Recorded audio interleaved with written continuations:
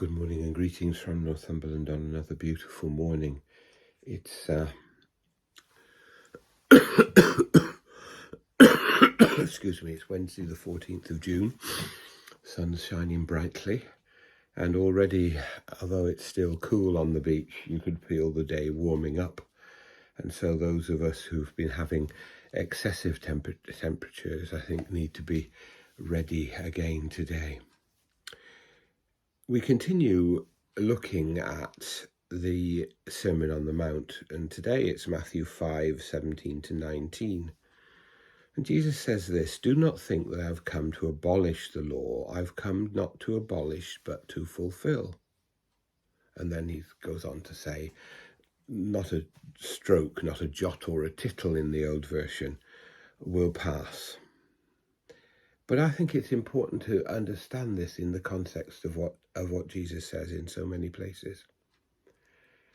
His coming is the fulfillment of the promise made by the prophets, made by God through the prophets. His coming is the fulfillment of God's plan to defeat the devil, to defeat sin and death, and to enable us to live fullness of life. When Jesus was asked what the law was, he said, "Love the Lord your God with all your heart, with all your soul, with all your mind, with all your strength, and love your neighbour as yourself." I used to read those readings, that commandment, that Lord's summary of the law, many times in prayer book communions. And it never ceased to strike me how whole, all-consuming, all-enveloping it was to love God, to love our neighbours, and to have a proper respect for ourselves, to be filled with that deep desire to live out God's law of love in the world.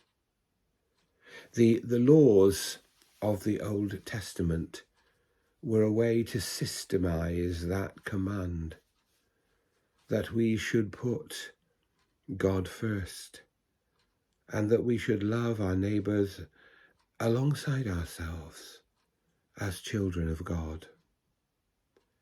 So let us fulfill every stroke, every jot and tittle of the law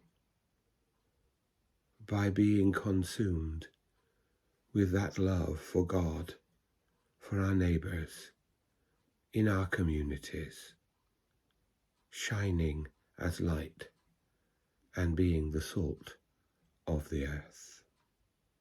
May God bless us all today.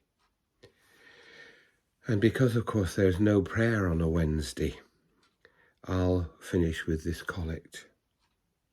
God of truth, help us to keep your law of love and to walk in the ways of wisdom, that we may find true life in Jesus Christ, your Son.